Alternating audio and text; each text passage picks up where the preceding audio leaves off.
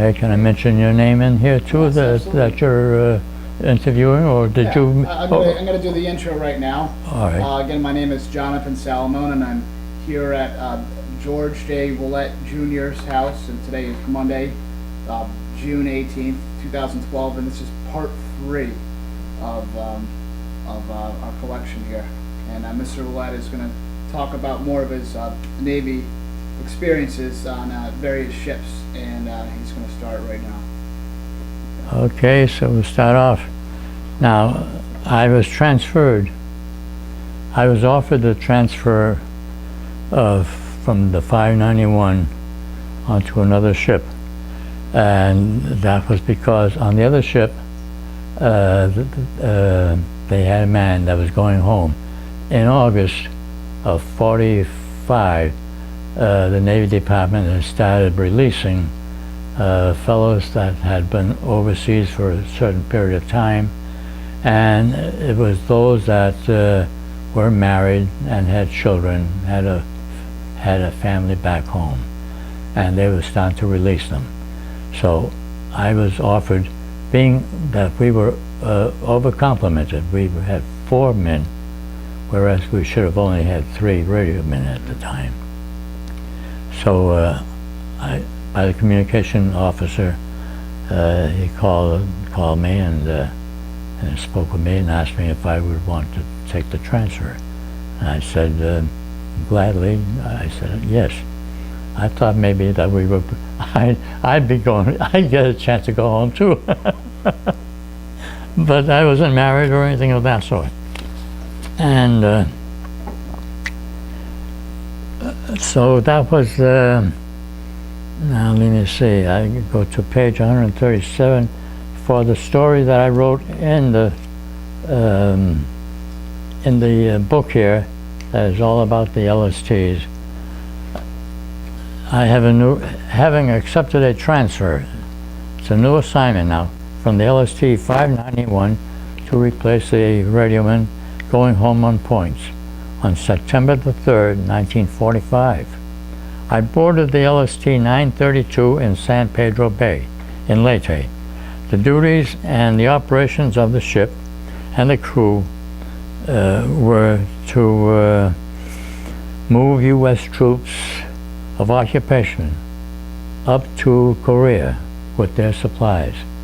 Then the removal of the Japanese troops from China and Korea, and likewise to return the civilians to their homeland. The captain on board was Lieutenant Commander Jerome, and being that he was the senior officer of about 5 or 6 other ships that were going to make up the task, what they call a task group, he was the senior officer, and he was put in charge and in command of these vessels. So the ports we were visited were Jensen, now called at that time Incheon, Busan, Korea, Sasebo, Japan, Taku, port for Tientsin, Tientsin, up in China, and Xingwangtao. Xingwangtao, some of the fellows said it was the beginning of the Great Wall of China, and also Shanghai. So on September the 5th, we left Leyte for Hagushi, Hagushi, Okinawa, to pick up General Hodge's 6th Army troops for the occupation duty in Korea, and dropping them off up in Jensen. We then departed for Busan, P-U-S-A-N, then left for Okinawa. We ran into rough waters on the night of the 8th of October, when we were ordered to bypass going into Hagushi. Oh, this was on return. We dropped them off in Jensen, and then we left for Busan, for Okinawa. We ran into rough water on the night of the October the 8th. We were ordered by radio to bypass going into the harbor. We were told to continue around the island of Okinawa. Well, the storm blew into a typhoon, and we were caught in its midst on the 9th and the 10th. We rocked and we rolled. We finally arrived in Hagushi on the 11th of October. We had sustained the loss of our radio antennas. Another LST signaled to us that they had sustained bow door damage. One of their bow doors somehow became damaged and wasn't closing properly. Another one reported that their in their stoves that they had suffered damage from there. Anyway, we went into Taku, and we began the repatriation of the Japanese troops. We took them to Sasebo, Japan. Then we returned civilians to Taku and Shanghai in subsequent trips. The meantime, we had to go in and be tied up and have these repairs done to our antennas of for the communication between ships. On February the 5th to the 12th, we were anchored in the Wangpu River, about 3 miles from Shanghai. We were loaded with General Chiang Kai-shek's 5th National Chinese Army. And on the 13th, we departed for Xinwangtao. That's Chinwangtao, just south of the Great Wall of China. We unloaded those troops on the 17th and departed for our return to Shanghai on the 18th. On the 24th of February, our going home party was to be held at the Park Hotel in Shanghai. And on the 28th, we were loaded with 1,000 Japanese troops. We left for Sasebo. We departed there on the 4th of March for Guam, the island of Guam, with the LST 748.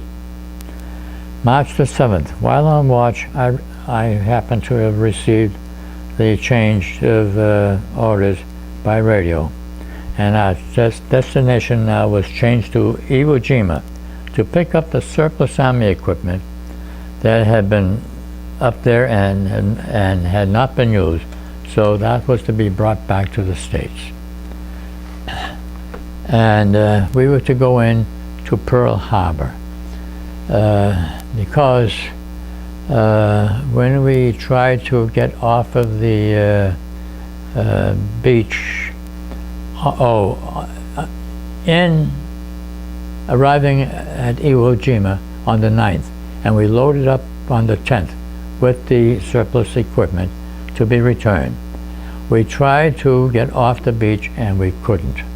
The stern anchor, of course, is dropped somewhere about 800 or 900 feet, maybe 1,000 feet behind us as we're going in and up onto the beach.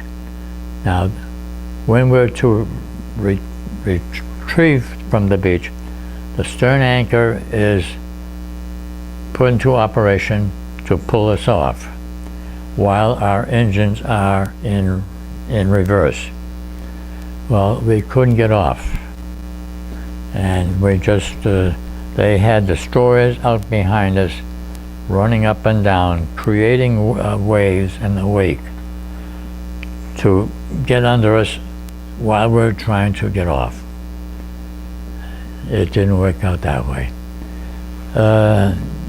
We were stuck there for 2 days, and so they brought in a seagoing tug and on board there they also had a diver.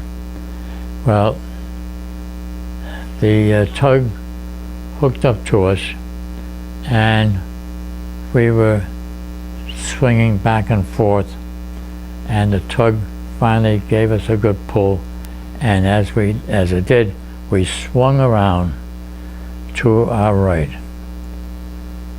causing the anchor to slacken up and drop down, and the screw that was in reverse got wound around that cable, around that anchor cable, and so everything was put on a halt.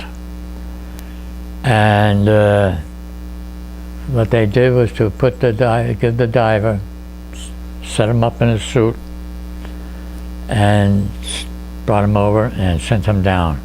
There was no way that he could take that anchor off the screw at all. So they brought him up, they gave him a torch and sent him down, and he had to cut the cable there. God bless you. Thank you.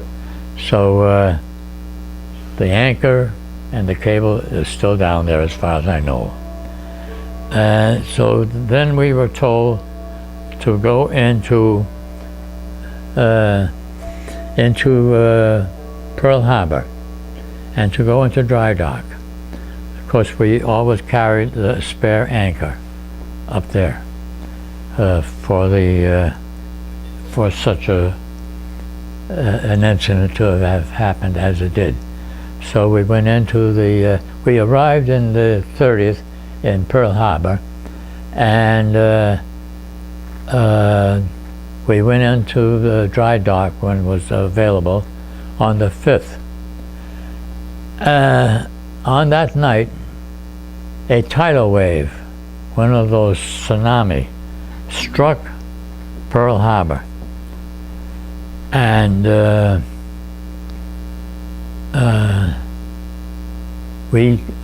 I secured the Radio Shack.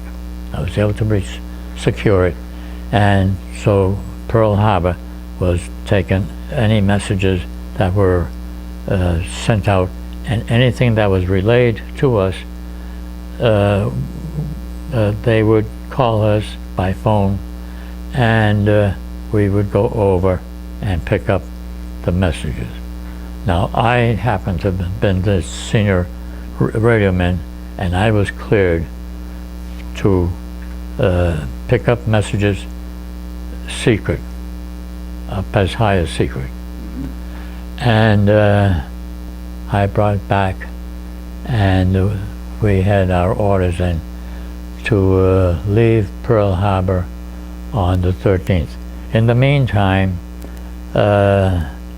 I and two quartermasters and a signalman and myself picked up a large, it was I think a 1951 Buick, and the fellow took us all around the island. And we saw the damage that was done on the northern part of the island. We saw the houses, we saw parts of houses strewn all over the street and on the land. Toilets, basins, everything was destroyed. Anyway, we left there and we returned to the ship, and on the 13th we left Pearl Harbor at 8:30 in the morning, and we, along with 3 YMS.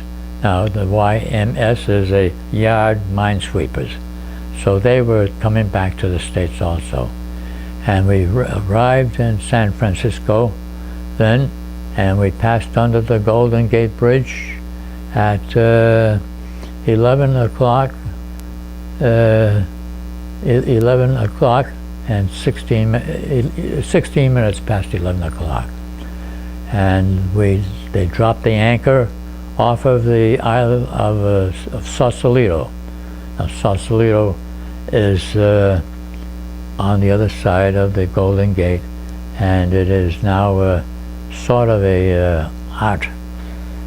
There's a big art area.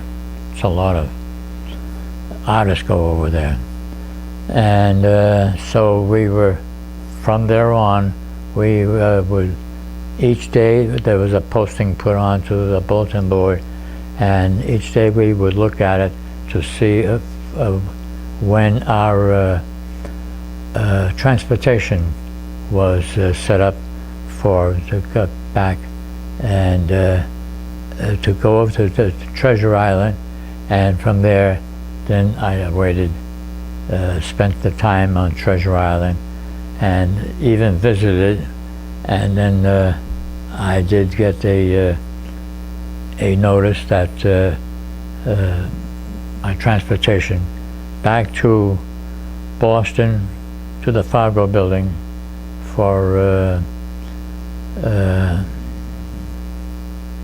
to be left out of the Navy. And so that is when I got back. It was a 5-day trip on a troop transport, and we came down through the southern part of California, down through Texas, and up through Albuquerque, and up into St. Louis, Missouri. I remember crossing the Mississippi River there in St. Louis, and they had the large ships. I think one was named the Admiral, that made trips up and down the Mississippi for sightseeing. And I did get into Boston. I don't have the date here that I got in, but it was about, from St. Louis up into Chicago across into Boston, through Albany into Boston at the Fargo building, and that is where I was released from active duty. Now,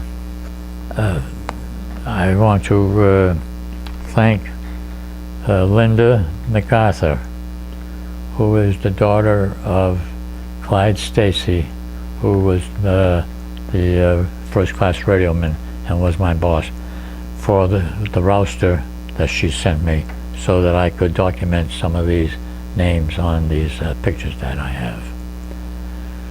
And I have other pictures there, and if you had the time, you want to take a couple of snapshots on them while I was in Pearl Harbor walking around there. Absolutely. So I think that's about it. Okay. I think I covered everything there. And we'll conclude from that.